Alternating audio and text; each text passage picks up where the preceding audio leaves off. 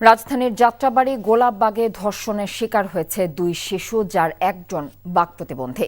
অভিযোগ উঠেছে রবিউল করিম ওরফে রেজাউল শিশুদের বাসা ফাঁকা পেয়ে তাদের উপর পাশবিক নির্যাতন চালায়। অভিযুক্ত রেজাউল করিমকে গ্রেফতার করেছে পুলিশ। আহত শিশু দুটিকে ঢাকা মেডিকেল কলেজ হাসপাতালের ওয়ান স্টপ ক্রাইসিস সেন্টারে ভর্তি করা হয়েছে। আবির আহমেদের রিপোর্ট। যাত্রাবাড়ির গোলাপবাগ এলাকায় ফুটপাতে পিঠা ও খিচুড়ি বিক্রি করেন দুই মেয়ে শিশুর বাবা মা। ভাড়া বাসায় দুই শিশুকে একা পেয়ে তাদের উপর পাশবিক নির্যাতন চালায় ৬০ বছর বয়সের এক নরপশু। শিশুদের চিৎকারে আশেপাশের লোকজন এসে অটোরিকশা চালক ধর্ষক রেজাউলকে আটক করে। পাশবিকতার শিকার হওয়া দুই শিশু, যাদের একজনের বয়স ৮ বছর, আরেকজন বাক প্রতিবন্ধী যার বয়স ১৬। বিকৃত রুচির এই রেজাউল বুধবার সন্ধ্যায় বাসা ফাঁকা পেয়ে কোমলমতি দুই শিশুর উপর হামলে পড়ে। শিশু দুটির চিৎকারে প্রতিবেশীরা ঘরে রেজাউলকে নগ্ন অবস্থায় দেখতে পান। ধাক্কা দিছি, গেট খোলে না, অনেকক্ষণ ধাক্কাইয়ে এরপর দেখি খুলছে। পরে বড় মেয়েটা দেখি কি মানে চুল ছাড়া, ওড়না নাই। চরিত্র খারাপ ছিল দেখে ওইখান থেকে মাইরা ধরে পাঞ্জাতে ওরা খেদাই দিছে। কোনো একটু পোলাপান দেখলি উনি হে পোলাপানের গায়ে হাত দেয়। আমার মেয়ে আসলে ছোট, আমার মেয়ের গায়ে হাত দিচ্ছে। স্থানীয়রা আটক করে পুলিশের কাছে স্থানান্তর করে রেজাউলকে। এটা ওই যাত্রাবাড়ি থানার মামলা হয়েছে। মামলা নম্বর 111 তারিখ 30/1/2025। ধারা নারী শিশু নির্যাতন দমন 2000 সংশোধন 2020-এর 9-1 প্রাথমিক ব্যবস্থা। খবর পেয়ে শিশু দুটির বাবা মা বাসায় গিয়ে তাদের হাসপাতালে নিয়ে যান। গতকালকে 8:30 বাজে ঘটনা ঘটছে। পর আমার ভাইটা বাড়িতে লাগাই দিয়ে সিটকারি খুলে বড় মেয়েটার আয় ধরছে। ধরার পরে দিয়ে মাজার মেয়ের সিলাবাস করছে, পর মুখ টাইপা ধরছে। পরে তো আমি তো ফিটা বিক্রি করতে আসছি, আমার হাজবেন্ডও বাইরে। পরে আমার এক লোক ধরে গেছে, আপনি যেখানে ফিটে বিক্রি করেন আপনার বাসাতে আপনার মেয়েরা দর্শন করছে। কিন্তু এটা কালকে ডাক্তারের রিপোর্ট দেখার পরে বলছে আরো কয়েকবার ঘটনা ঘটছে। জি না না বলতে পারেন না, আমি বুঝতে পারি নাই। এখন আমার দুটা প্রতিবন্ধী মেয়ে, তাদের এমনি ভবিষ্যৎ কানা, বাকি ভবিষ্যতে তারা কানা। এখন আমি দুটা মেয়ে কি করবো? এরকম যখন পৃথিবীর কোনো মেয়ে যখন লাঞ্ছিত না হয়, আমি তার পাশে চাই। আমি বিচার একটা চাই, আমি তার পাশে চাই। চিকিৎসকরা জানান নির্যাতিতদের পর্যবেক্ষণে রাখা হয়েছে। ওরা কিন্তু প্রতিবন্ধী দুইটা বাচ্চা। এই ছোট বাচ্চাটা কথা বলতে পারে, বড়টা কোনো কথাই বলতে পারে না। তো আমাদের এখানে ক্লিনিক্যাল সাইকোলজিস্ট আছে, ওনারা কথা বলবে ওদের সাথে। বড়টা খুব ট্রমাটাইজড মনে হচ্ছে। এ ঘটনায় ভুক্তভোগীদের পরিবার নারী ও শিশু নির্যাতন দমন আইনে মামলা করেছে। Abir Ahmed, NTV news, Dhaka. Champions ট্রফিতে থাকছে না কোনো উদ্বোধনী অনুষ্ঠান, আয়োজিত হবে না ক্যাপ্টেন্স ইভেন্টও। স্বাভাবিকভাবেই অধিনায়কদের এই অনুষ্ঠান করতে চেয়েছিল পিসিবি, তবে যাদের নিয়ে অনুষ্ঠান করবে সেই অধিনায়কদেরই সময় মতো পাচ্ছে না তারা। এই ইভেন্ট ঘিরে আগে থেকেই অনিশ্চিত ছিলেন ভারতীয় অধিনায়ক রোহিত শর্মা। এছাড়া ইংল্যান্ড ও অস্ট্রেলিয়ার অধিনায়ককেও সময় মতো পাচ্ছে না পিসিবি। তবে উদ্বোধনী অনুষ্ঠানের পরিকল্পনা বাতিল করলেও পাকিস্তান টুর্নামেন্ট ঘিরেই উদযাপন করতে চায়। দেশটির গণমাধ্যম জিও সুপার জানিয়েছে 19 ফেব্রুয়ারি পাকিস্তান নিউজিল্যান্ড ম্যাচের আগে বিশেষ কোনো আয়োজন করতে চায় পিসিবি। টঙ্গীর তুরাগ তীরে শুরু হয়েছে তাবলিগ জামাতের বিশ্ব ইজতেমার প্রথম পর্ব। বাদ ফজর পাকিস্তানের মাওলানা জিয়াউল হক এর আহ্বায়নের মধ্য দিয়ে শুরু হয়েছে দিনের আনুষ্ঠানিকতা। তালিম, তাশকিল, জিকির আজগারের সময় ব্যস্ত পার করছেন মুসল্লিরা। মুসল্লিদের সুবিধার্থে প্রথম পর্ব 2 ভাগে ভাগ করা হয়েছে, যেখানে অংশ নিচ্ছেন মাওলানা জুবায়েরের অনুসারীরা। আর আগামী 14 ফেব্রুয়ারি শুরু হবে দ্বিতীয় পর্ব। অংশ নেবেন ভারতের মুরব্বী মাওলানা সাদ কান্দলভির অনুসারীরা। গাজীপুর থেকে নাসির আহমেদের পাঠানো রিপোর্ট। বাদ ফজর আম্বয়ানের মধ্য দিয়ে শুরু হয় ইজতেমার প্রথম পর্বের আনুষ্ঠানিকতা। বৃহস্পতিবার থেকে মুসল্লির ঢল নামে ইজতেমা ময়দানে। পুরো ইজতেমা ময়দান মুসল্লিতে ঠাসা। খিত্তায় খিত্তায় ভাগ হয়ে তালিম, তাশকিল, জিকির আসকারে ব্যস্ত সময় পার করছেন তাবলিগ জামাতের মুসল্লিরা। এছাড়া জুমার নামাজে অংশ নিতে অনেকে এসেছেন ইজতেমা ময়দানে। দেশের বিভিন্ন স্থান থেকে আগত মুসল্লিদের সুবিধার্থে প্রথম পর্ব 2 ভাগে ভাগ করা হয়েছে। 42টি জেলা এবং ঢাকার একাংশের সুরায় নেজামি তাবলিগ মুসল্লিরা অংশ নিয়েছেন, যা শেষ হবে 2 ফেব্রুয়ারি আখেরি মোনাজাতের মধ্য দিয়ে। 3 ফেব্রুয়ারি থেকে শুরু হবে সুরায় নেজামির দ্বিতীয় ধাপ। এতে অংশ নেবেন ঢাকার একাংশ এবং 22টি জেলার তাবলিগ মুসল্লিরা, যা শেষ হবে 5 ফেব্রুয়ারি আখেরি মোনাজাতের মধ্য দিয়ে। কিভাবে ঈমান আমল আমাদের ভালো হয়, বড়দের সব নিয়ে যে বাড়িতে যে আমরা আমল করব। তাবলিগ মানুষকে আল্লাহ তাআলার সাথে সম্পর্ক শিখিয়ে দেয়। তাবলিগ মানুষকে ভালো কাজ করার দিকে এগিয়ে দেয়। এই সমস্ত কাজের উপর মেহনত করতে হবে, এগুলো এখানে বয়ান হয়, মুরব্বীদের জবান থেকে এগুলো শুনে এর উপর আমল করা, এর জন্যই মূলত আসা। About the preparation of the Ijtima, mashallah, is very beautiful, is very good. All the people are very respectful in Bangladesh, mashallah, tabarakallah. This is my first time in Ijtima.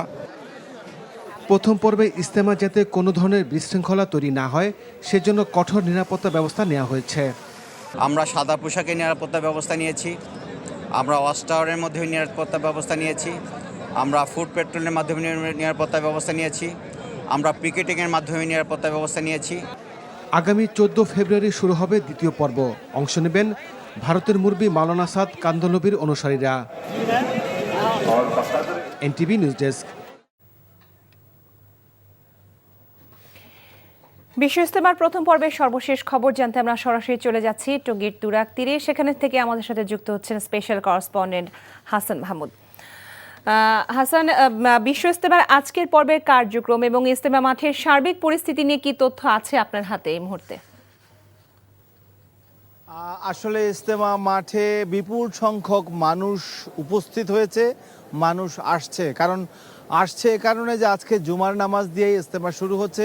যদি বলি 6 দিনের বিশ্ব ইজতেমা শুরু হয়েছে, অর্থাৎ প্রথম পর্বে 3 দিন এবং তারপরে এই পর্ব শেষ হলে আরও 3 দিন। এই 2 পর্বে বিভক্ত বিশ্ব ইজতেমার শুরুটা আজকে হয়েছে এই শুক্রবার জুমার দিনে এবং জুমার নামাজ আদায়ের জন্য এখন আসলে মূল প্রস্তুতি।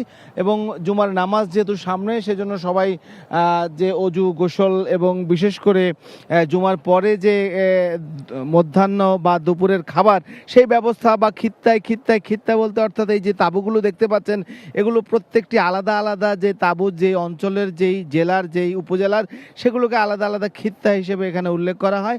সেই 160 একর জমি এই টঙ্গীর তুরাগ পাড়ে যে বিশ্ব ইজতেমার জন্য নির্ধারিত, সেখানে কিন্তু মানুষ ইতিমধ্যে বলা যায় যে বিপুল সংখ্যক মানুষ কানায় কানায় প্রায় ভরে গেছে এবং আরও মানুষ আসছে। এবং সবসময় কিন্তু এই বিশ্ব ইজতেমার যে জুমার জামাত, এই জামাতে অংশগ্রহণ করার চেষ্টা করেন মুসল্লিরা। আশপাশে যারা এই মাঠে নেই, আশপাশে রয়েছেন বাড়িঘরে, তারাও আসছেন। সব মিলিয়ে এইখানে আমল করা অর্থ হচ্ছে মহান আল্লাহর বাণীকে, মহান আল্লাহর কালেমাকে নবী রাসূল সাল্লাল্লাহু আলাইহি সাল্লাম যেভাবে বিশ্ব মানবতার জন্য ছড়িয়ে দিয়েছিলেন, তারপরে যেহেতু কোনো নবী নেই, সেই নবীদের কাজ করার জন্য উম্মতদেরকে দায়িত্ব দেওয়া হয়েছে এবং এটা হচ্ছে নবীদের কাজ যারা উম্মত করবে। এবং হযরত মুহাম্মদ সাল্লাল্লাহু আলাইহি সাল্লাম শেষ নবী, কালেমার দাওয়াত দেয়াই হচ্ছে এর মূল উদ্দেশ্য। এবং এইখানে এই তাঁবুগুলোতে মূলত সেই তাশকিল এবং সেই হরকতই চলে, মোটামুটি সেই বিষয়গুলোরই আমল করা হয়, সেই বিষয়গুলো পর্যালোচনা করা হয়, জানা হয় এবং এখান থেকে বিশ্ব মুসলমানের দরবারে কালিমার দাওয়াত নিয়ে ছুটে যান। তো এইবারের বিশ্ব ইজতেমাটা একটু ভিন্ন আঙ্গিক। এই জন্য বলছি যে কিছুদিন আগে বিশ্ব ইজতেমার যে 2 পক্ষ, সেই পক্ষের মধ্যে যে গণ্ডগোল অথবা মারামারি, সেই মারামারির ছিটে ফোটাও আমরা কিন্তু দেখিনি।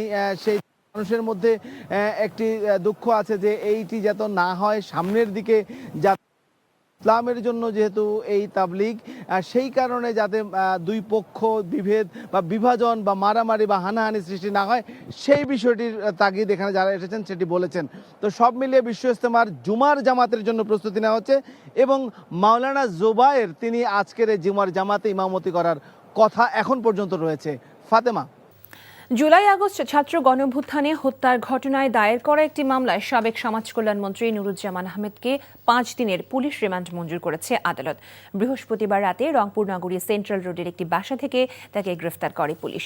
শুক্রবার সকালে রংপুর মহানগর হাকিম আদালতে হাজির করে মামলার বাদী পুলিশের উপপরিদর্শক মোস্তাফিজুর রহমান রিমান্ডের আবেদন করলে আদালত 3 বিচারক দেবী রানী রায় 5 দিনের রিমান্ড মঞ্জুর করেন। গত বছরের 4 আগস্ট ছাত্র জনতার গণঅভ্যুত্থানের মধ্যে রংপুর নগরীর ভাঙা মসজিদ এলাকায় মাহমুদুল হাসান মুন্না নিহত হয়। এ হত্যা মামলায় নুরুজ্জামানকে আসামি করে মামলা দায়ের করে পুলিশ। ছিল না রিকশা ভাড়ার টাকা, প্রায় 40 মিনিট পায়ে হেঁটে যেতেন কলেজে, অন্যের বাড়িতে থেকে প্রাইভেট পড়িয়ে নিজের পড়ার খরচ নিজেই চালাতেন। লালমনিরহাটের অদম্য মাকসুদা আল বাড়ি মিম কখনো দমে যাননি। শত বাধা উপেক্ষা করেও চালিয়ে গেছেন লেখাপড়া। এর ফলস্বরূপ এবার মেডিকেল ভর্তি পরীক্ষায় উত্তীর্ণ হয়ে কৃতিত্বের স্বাক্ষর রেখেছেন। তবে সামনের দিনগুলোতে কিভাবে নিজের মেডিকেল পড়ার খরচ যোগাবেন তা নিয়ে দুশ্চিন্তায় পড়েছেন দরিদ্র পরিবারের শিক্ষার্থী। লালমনিরহাট থেকে হায়দার আলী বাবুর পাঠানো রিপোর্ট। বাবা মিজানুর রহমান একসময় ছিলেন রড মিস্ত্রি। শারীরিক সমস্যার কারণে মিস্ত্রির কাজ ছেড়ে এখন করেন চাষাবাদ। মা আরিফা আক্তার সংসার চালাতে মাঝে মধ্যে অন্যের বাড়িতে কাজ করেন, ফলে কোনো রকমে চলছে সংসার। দরিদ্র এই পরিবারের বড় মেয়ে মাকসুদা আল বারি মিম। বাবার সামর্থ্য নেই লেখাপড়া করানোর, তবুও থামতে চাননি মিম। নিজের চেষ্টায় চালিয়েছেন লেখাপড়া। 2022 সালে লালমনিরহাট সদর উপজেলার ফুলগাছ উচ্চ বিদ্যালয় থেকে এসএসসি ও 2024 সালে দুরাকুঠি বেগম কামরুন্নেসা ডিগ্রি কলেজ থেকে এইচএসসি পরীক্ষায় জিপিএ 5 পেয়েছেন।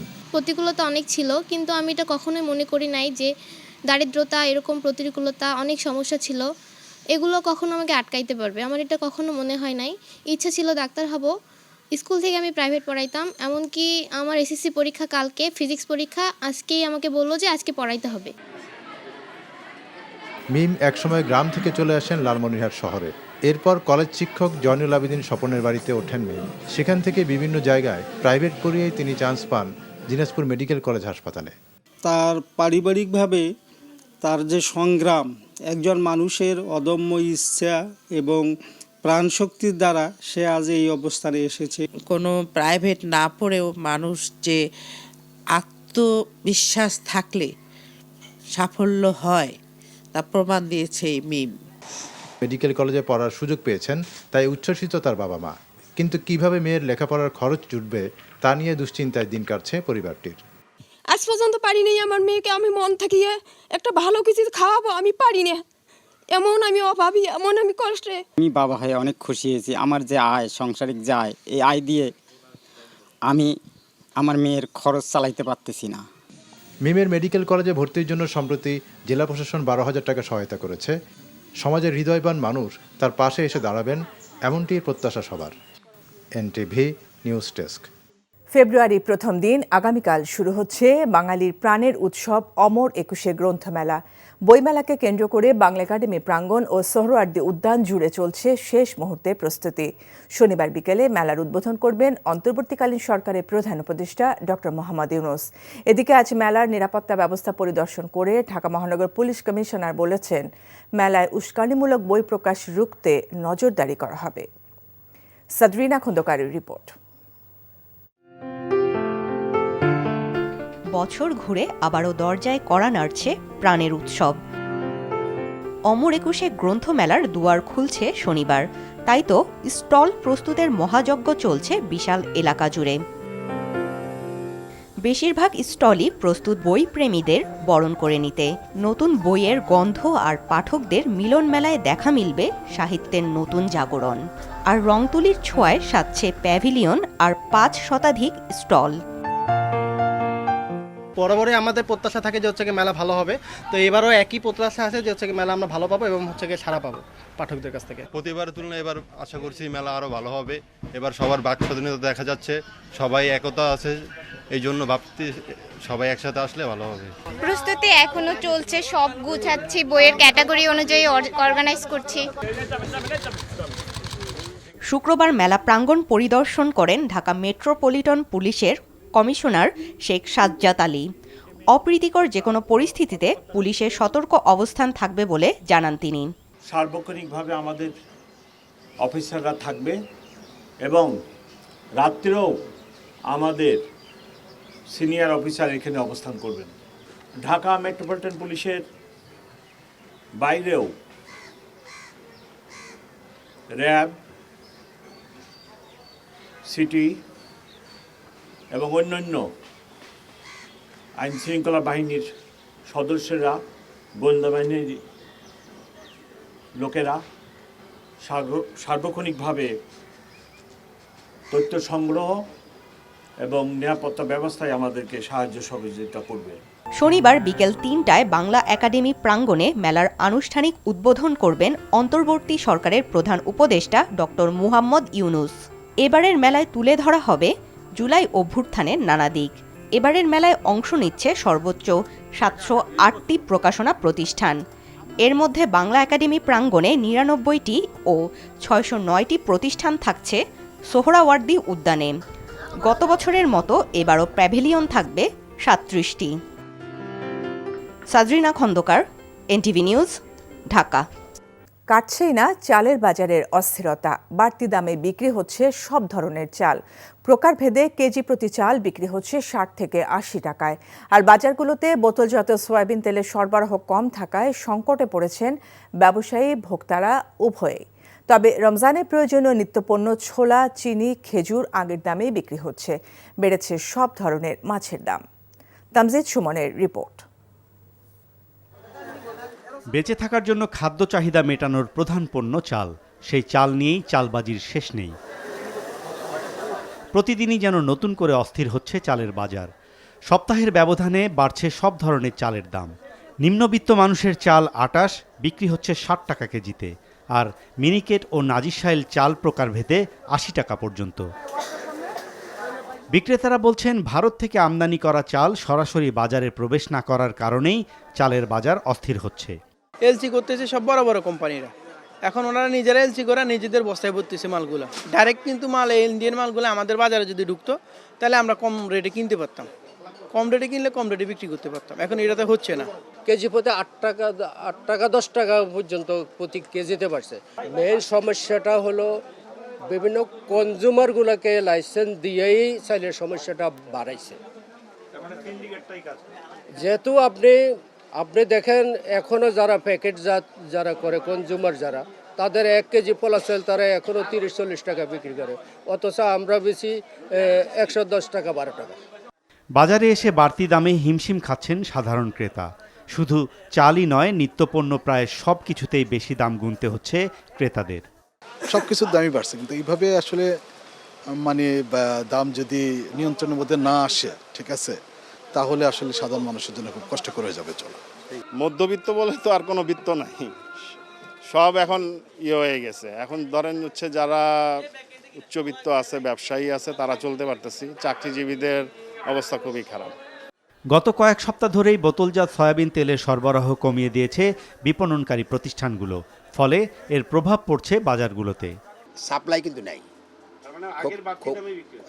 খুব কম, সাপ্লাইটা খুব কম। রোজার সময় বাড়তি একটু চাহিদা থাকে, তো চাহিদার তুলনায় বাজার একটু সামথিং একটু বাড়তে পারে। স্বস্তির বিষয় হলো আসন্ন রমজানের প্রয়োজনীয় পণ্য খেজুর, ছোলা, চিনি আগের দামেই বিক্রি হচ্ছে। সেই সাথে সব ধরনের মুরগির দামও কিছুটা কমেছে, আর সব ধরনের সবজি ক্রেতার নাগালের মধ্যেই আছে। তবে রাজধানীর বাজারগুলোতে বাড়তি দামে বিক্রি হচ্ছে সব ধরনের মাছ। Tamjid Sumon, NTV news, Dhaka. তরুণদের নিয়ে নতুন রাজনৈতিক দল গঠিত হতেই পারে, তবে তাদেরই ক্ষমতায় বসানোর মনোভাব থাকলে অন্তর্বর্তী সরকারের পক্ষে তা সামাল দেবার অবস্থা নেই বলে মনে করেন ঢাকা বিশ্ববিদ্যালয়ের রাষ্ট্রবিজ্ঞান বিভাগের অধ্যাপক ডক্টর সাব্বির আহমেদ। এনটিভিকে দেয়া সাক্ষাৎকারে একথা বলেন তিনি। আর ক্ষমতায় আসার আগে এবং পরে রাজনৈতিক দলের কথা ও কাজের মিল না থাকলে কি হতে পারে 5 আগস্ট তা দেখিয়ে দিয়েছে বলেও মন্তব্য করেন তিনি। বর্তমান বাস্তবতায় বিদেশি শক্তির সাথে সম্পর্ক উন্নয়ন ও সহায়তা বাড়ানো অন্তর্বর্তী সরকারের জন্য গুরুত্বপূর্ণ বলেও মত তার। রিপোর্ট করছেন রোকন উদ্দিন। 5 আগস্ট শুধু ক্ষমতার পালাবদলি ঘটেনি, দেশের প্রেক্ষাপটে বদলে গেছে অনেক কিছু। রাজনৈতিক দলের চরিত্র আর জনগণের সাথে সম্পৃক্ততা কেমন হবে তাও নতুন করে ভাবার সময় এসেছে বলে মনে করেন বিশ্লেষকরা। দেশের প্রয়োজনে যেই সংস্কার নিয়ে এত কথা, তা শুরুর পাশাপাশি যে কোনো রাজনৈতিক দলেরই ক্ষমতায় আসার পর তা বাস্তবায়ন করাও গুরুত্বপূর্ণ বলে মনে করেন ঢাকা বিশ্ববিদ্যালয়ের এই অধ্যাপক। ধরে নিচ্ছি যে বিএনপি ক্ষমতায় আসবে, ধরে নিচ্ছি আর কি, তাদেরকে বলতে হবে যে আমরা যদি ক্ষমতায় যাই এই কাজগুলো করব। তারা 31 দফা করবে না, এটা আমি জানি, এলে বলে লাভ নেই। হ্যাঁ, কিন্তু তারা কি করবে, মানে অন্ততপক্ষে এই 5ই আগস্টের পরে আমরা রাজনীতিক শক্তির কাছে এই জিনিসটা চাই, কথা এবং কাজের মিল। ক্ষমতায় আসার পরে যিনি আসুক, স্যার যে দলই আসুক, তারা যদি বলে এই সংস্কারের সবকিছু বাতিল, হ্যাঁ, করতে পারে কি? বাতিল হইলে আমরা বলে নেব যে এরা বিশ্বাসঘাতক। তাদের কাছ থেকে লিখিত নিতে হবে, আপনার পরিষ্কার কথা, ওয়াদা করতে হবে তাদের, এবং সেটা হবে মানে kind of consensus, grand national consensus. এর মাঝেই ছাত্ররা নতুন দল গঠন করবেন বলে জানিয়েছেন প্রধান উপদেষ্টাই। তা নিয়েও আলোচনা আছে দেশ জুড়ে। ডক্টর সাব্বির আহমেদের মতে নতুন দল গঠন হলে 53-র সাথে আরেকটি নিবন্ধিত রাজনৈতিক দলের সংখ্যা বাড়বে, কিন্তু মূল বিষয় হিসেবে সামনে আসবে তাদের উদ্দেশ্য। হয়তো ওনারা মনে করছেন যে এই রাজনৈতিক দলকে তৈরি করার অর্থ হচ্ছে একে কোনো না কোনোভাবে ম্যানিপুলেট করে ক্ষমতায় নিয়ে আসা, কিন্তু সেটা কোনো দিনে সম্ভব না, আমার মনে হয় না এটা সম্ভব। সেটা হলে দেশ আরেকটা নতুন ক্রাইসিসের মধ্যে পড়বে, সেটা ট্যাকেল দেওয়ার মতো ক্ষমতা অন্ততপক্ষে ইন্টারিম গভর্নমেন্টের নাই। তাদের যদি একটা সুনির্দিষ্ট আদর্শ নিয়ে যদি ধরে মাঠে কাজ করে হবে, কিন্তু বিষয়টা যদি এরকম হয় যে দল কিছু ব্যক্তিকে সার্ভিস দেওয়ার জন্য একটা দল গড়ে উঠেছে, জাতীয় পার্টির মতো বা অন্যান্য যে কিংস পার্টির মতো, হ্যাঁ, কিছু লোকের আত্মসমৃদ্ধির জন্য তারা দল করছে, তাহলে ওই দল টিকবে না। দেশের অভ্যন্তরের নানান বিষয়ের সাথে আলোচনায় আছে বিদেশি সহায়তায় কিছুটা টান পড়া আর দেশের অর্থনীতিও। সেখানেও দেশের রাজনৈতিক দলের সাথে ঐক্যমতের মাধ্যমে বহির্বিশ্বের সাথে সম্পর্ক জোরদার গুরুত্বপূর্ণ বলে মনে করেন এই বিশ্লেষক। অনেকগুলো পাওয়ার আমাদের হোস্টাইল করে ফেলছি, আমরা ভারতকে হোস্টাইল করে ফেলছি পলিটিক্যাল কারণে, আমেরিকা হোস্টাইল, তাই না? এখন আপনার অর্থনীতি সংকটের মধ্যে, এখন আপনি এই বিদেশি সাহায্য ছাড়া আপনি চলতে পারবেন না। ইন্টারিম গভর্নমেন্টেরও উচিত যে রাজনৈতিক নেতাদেরকে নিয়ে একটা কালেকটিভ প্রচেষ্টার মধ্যে নিয়ে আসা, সম্মিলিত প্রচেষ্টার মধ্যে, যাতে দূরত্বটা নিজেদের মধ্যে তৈরি না হয়। নির্বাচন নিয়ে অন্তর্বর্তী সরকারের রোডম্যাপ ঠিক আছে এবং নির্বাচন কমিশন তার সক্ষমতা অনুযায়ী স্বাধীনভাবে কাজ করার সুযোগ পেলে গ্রহণযোগ্য নির্বাচন হবে বলেও মনে করেন doctor Sabbir Ahmed. Rokonuddin, NTV news, Dhaka. সপরিবারে সৌদি আরবে ওমরায় যাওয়ার পথে অসুস্থ হয়ে পড়ায় সংযুক্ত আরব আমিরাতের দুবাইতে জরুরিভাবে হাসপাতালে ভর্তি করা হয়েছে সাবেক স্বরাষ্ট্র প্রতিমন্ত্রী লুৎফুজ্জামান বাবরকে। বর্তমানে তিনি দুবাই হাসপাতালে জরুরি বিভাগে চিকিৎসাধীন রয়েছেন। বাবরের ঘনিষ্ঠজনরা জানিয়েছেন তিনি সুস্থতা বোধ করলে তাকে সৌদি আরবে নিয়ে যাওয়া হবে। সংযুক্ত আরব আমিরাত বিএনপির আহ্বায়ক জাকির হোসেন জানান, এয়ারলাইন্সে তিনি বুকে ব্যথা অনুভব করলে ফ্লাইটের অভ্যন্তরে তাৎক্ষণিকভাবে তাকে চিকিৎসা দেওয়া হয়। পরে দুবাই বিমানবন্দরে ফ্লাইট অবতরণের পর চিকিৎসকরা তাকে জরুরি সেবা দেন। এরপর বৃহস্পতিবার স্থানীয় সময় রাত 11:30টার দিকে তাকে হাসপাতালে ভর্তি করা হয়। সেখানে তিনি নিবিড় পরিচর্যায় রয়েছেন। টঙ্গীর তুরাগ তীরে শুরু হয়েছে তাবলিগ জামাতের বিশ্ব ইজতেমার প্রথম পর্বের প্রথম ধাপ। শুক্রবার একসাথে জুম্মার নামাজ আদায় করেন লাখো মুসল্লি। এবারে মুসল্লিদের সুবিধার্থে প্রথম পর্ব 2 ভাগে ভাগ করা হয়েছে, যেখানে অংশ নিচ্ছেন বাংলাদেশের তাবলিগ মুরব্বী মাওলানা জুবায়েরের অনুসারীরা। সাব্বির খানের ক্যামেরায় হাসান মাহমুদের রিপোর্ট। তুরাগ তীর তাকবীর ধ্বনিতে মুখরিত। তাবুতে তাবুতে তাসবিহ তাহলিল, হেদায়েতি বয়ান, তালিম আর তাশকিলের মধ্য দিয়ে রবের নৈকট্য প্রার্থনায় লাখো মুসল্লির ময়দানে হাজিরা। মহান আল্লাহ ছাড়া কোনো রব নেই, নবী হজরত মুহাম্মদ সাল্লাল্লাহু আলাইহি ওয়াসাল্লাম আল্লাহর রাসূল, কালেমার এই বাণীকে বিশ্ব মানবতার মাঝে ছড়িয়ে দেয় দাওয়াতে তাবলিগের মূল মেহনত। দিলের গুমরাহির বিনাশ আর পাপ থেকে পরিত্রাণ চেয়ে সহি আখলাকের প্রার্থনায় তুরাগ পাড়ে তাই মুসল্লিদের ছুটে আসা। মূল উদ্দেশ্য বিশ্ব শান্তি সমৃদ্ধির জন্য দোয়া চাওয়া। এই দিনের কাজে তাবলিগটা আরো নিবেদিত প্রাণ হইব, এটা আমি কামনা করি। এত বড় জামাত তো আর এই বাংলাদেশে হয় না, এই কারণে আসছি আর কি এখানে। ইজতেমা মাঠে অনুষ্ঠিত শুক্রবারের জুমার জামাতে অংশ নেন লাখো মুসল্লি। যে যেখানে জায়গা পেয়েছেন অংশ নিয়েছেন নামাজের জামাতে। কিয়ামে, কেরাতে আর সেজদায় বৈঠকে আল্লাহর শ্রেষ্ঠত্ব ঘোষণা হয় জুমায়। ইমামতি করেন মাওলানা জুবায়ের। দুই পক্ষ যেন শান্তিপ্রিয়ভাবে এই ইজতেমাটা সফলভাবে সমাধান করতে পারে, আমরা নাবিয়ানা কাজ ছড়িয়ে দিই, আমাদের মধ্যে বিবাদ না থাকে। এবারের ইজতেমার প্রথম পর্ব 2 ভাগে ভাগ করা হয়েছে। 42টি জেলা এবং ঢাকার একাংশের সূরায়ে নিজামের তাবলিগ মুসল্লিরা অংশ নিচ্ছেন প্রথম ধাপে, যা শেষ হবে 2রা ফেব্রুয়ারি আখিরি মোনাজাতের মধ্য দিয়ে। 3 ফেব্রুয়ারি থেকে শুরু হবে সূরায়ে নিজামের দ্বিতীয় ধাপ। ইজতেমাকে নিরাপত্তা দিতে সেনা সদস্য, পুলিশ সহ আইন শৃঙ্খলা বাহিনীর সদস্যরা নিয়োজিত রয়েছেন। মুসল্লিদের জন্য রয়েছে মেডিকেল ক্যাম্প। দ্বিতীয় পর্বের ইজতেমা শুরু হবে 14ই ফেব্রুয়ারি। বিশ্ব মানবতার মুক্তি আর বিশ্ব মুসলমানের শান্তি, সমৃদ্ধি কিংবা হেদায়েত কিভাবে আসতে পারে সেই কর্মপরিকল্পনায় 3 দিন ধরে এই তুরাগ তীরের মাঠে অবস্থান করে প্রশিক্ষণ নেবেন মুসল্লিরা, তারপর ছড়িয়ে যাবেন কালিমার দাওয়াত দিতে বিভিন্ন প্রান্তে। তবে এইখানে আসা মানুষ মনে করে তাবলিগ যে ঐক্যের কথা বলে তাতে যাতে কোনো ধরনের অনৈক্য সৃষ্টি না হয় সেদিকে সতর্ক থাকতে হবে। Hasan Mahmud, NTV news, Tongi, Gazipur. 1 মাস ধরে চলা ঢাকা আন্তর্জাতিক বাণিজ্য মেলা শেষ হচ্ছে আজ। সাপ্তাহিক ছুটির দিন শুক্রবার সকাল থেকেই মেলায় ক্রেতাদের আনাগোনা শুরু হয়। দুপুরের পর মেলা প্রাঙ্গণে ক্রেতা দর্শনার্থীদের তীব্র ভিড় দেখা যায়। বিশেষ করে গৃহস্থালী, নানা পণ্য, খাবার, ইলেকট্রনিক্স, ক্রোকারিজ সহ সব পণ্যে নানা অফার থাকায় সবাই কিছু না কিছু কিনে বাড়ি ফিরছেন। বাই ওয়ান গেট ওয়ান অফারে ক্রেতাদের আগ্রহ বেশি দেখা গেছে। মেলার শেষ দিনে বিভিন্ন পণ্যে 20% থেকে 30% পর্যন্ত ছাড় দিচ্ছে কোনো কোনো স্টল।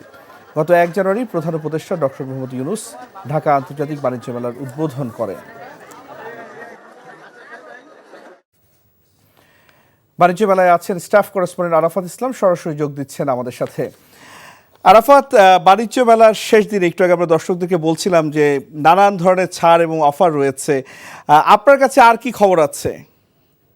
রাইসুল, আর মাত্র কয়েক ঘন্টার অপেক্ষা, তারপরেই কিন্তু 29তম ঢাকা আন্তর্জাতিক বাণিজ্য মেলার এবারের আসরের পর্দা নামছে এবং বিকেলে বাণিজ্য উপদেষ্টা শেখ বশিরউদ্দিন তিনি সমাপনী অনুষ্ঠানে উপস্থিত ছিলেন এবং সেই সম্পূর্ণ অনুষ্ঠানের মধ্য দিয়েই অনেকটাই মেলার আনুষ্ঠানিকতা শেষ হয়ে গিয়েছে এবং বিকেলের যে শেষ মুহূর্তে আমরা যেটি দেখতে পেয়েছি, মূল প্রবেশ ফটক যেটি রয়েছে সেখানে কিন্তু বিকেলের পর থেকে নানা বয়সী ক্রেতা দর্শনার্থীর উপচে পড়া ভিড় এক কথায় জনস্রোতে রূপ নেয় এবং শেষ দিনে এসে যেহেতু বিভিন্ন ধরনের প্যাভিলিয়ন এবং স্টলগুলো তাদের বিভিন্ন পণ্যের উপর আকর্ষণীয় মূল্য ছাড় এবং ডিসকাউন্ট অফার দিচ্ছেন, সেটি ক্রেতারা লুফে নিচ্ছেন এবং ক্রেতাদের সাথে আমরা কথা বলে যেটি জানার চেষ্টা করছিলাম এবারের মেলার সার্বিক ব্যবস্থাপনা এবং সেটি নিয়ে তারা কিন্তু সন্তুষ্টি প্রকাশ করেছেন বিগত বছরগুলোর তুলনায়।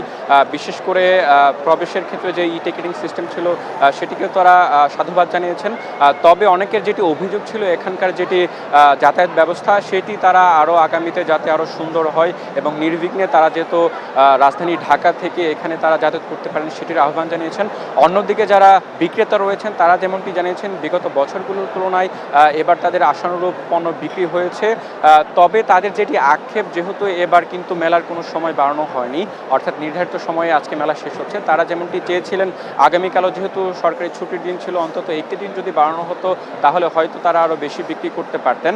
এবং আপনাকে জানিয়ে রাখি প্রতি বছরের মতন এবারও সম্পূর্ণ অনুষ্ঠানে প্রায় 51টি প্যাভিলিয়ন এবং স্টলকে কিন্তু অংশগ্রহণকারীর যে পুরস্কার, বিশেষ পুরস্কার বিভিন্ন ক্যাটাগরিতে সেটি দেওয়া হয়েছে এবং বাণিজ্য উপদেষ্টা আশাবাদ ব্যক্ত করেছেন আগামী বছর আরও আকর্ষণীয়ভাবে মেলা আয়োজন করা হবে এবং ক্রেতা যারা রয়েছেন তারা জানিয়েছেন যাতে আরও বেশি বেশি বিদেশি যে সকল স্টল প্যাভিলিয়ন রয়েছে সেগুলো মেলাতে অন্তর্ভুক্ত করা হয়।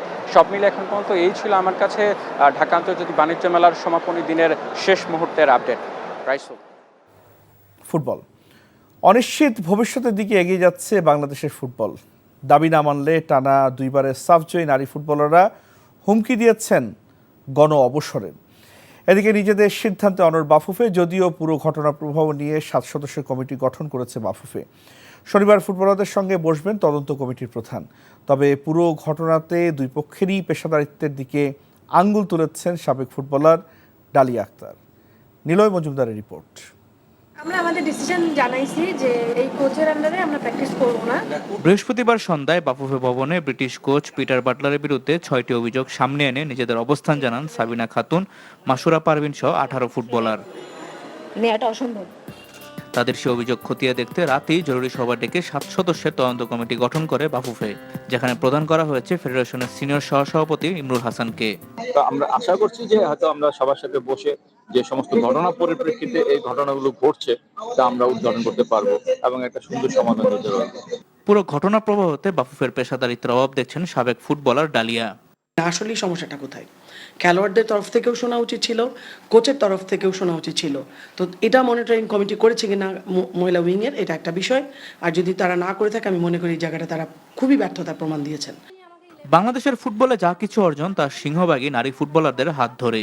তবে সাবিনাদের এমন অনড় বিদ্রোহ ভবিষ্যতে বাংলাদেশের ফুটবলের জন্য সতর্কবার্তা বলে মনে করছেন সাবেক ফুটবলার। যেই দলটা নিয়ে একটা সম্ভাবনা বাংলাদেশ সম্ভাবনা জাগিয়েছে যে এই দলটা সম্ভাবনা দেখাতে পারে, সামনে ফিউচার আছে এই দলটার। তো এটাকে নিয়ে একটা ভালো একটা ভাবনা চিন্তা করা উচিত ছিল, যেহেতু করেনি আমি মনে করি না যে কাজটা ঠিক হয়েছে। পিটার বাটলারের সঙ্গে দলের সিনিয়রদের সমস্যা অক্টোবরের সাফ চ্যাম্পিয়নশিপ চলাকালীন সময়ে শুরু হয়। শিরোপা জেতায় দ্বন্দ্বটা আর খুব বেশি আলোচনায় আসেনি। ডিসেম্বরে বাটলারের মেয়াদ শেষ হলে তার সঙ্গে 2 বছরের চুক্তি নবায়ন করে বাফুফে। তবে জাতীয় দলের ক্যাম্প শুরুর আগে থেকে এই কোচের অধীনে অনুশীলনে অনীহা প্রকাশ করে মেয়েরা। নীলা মজুমদার, এনটিভি নিউজ, ঢাকা।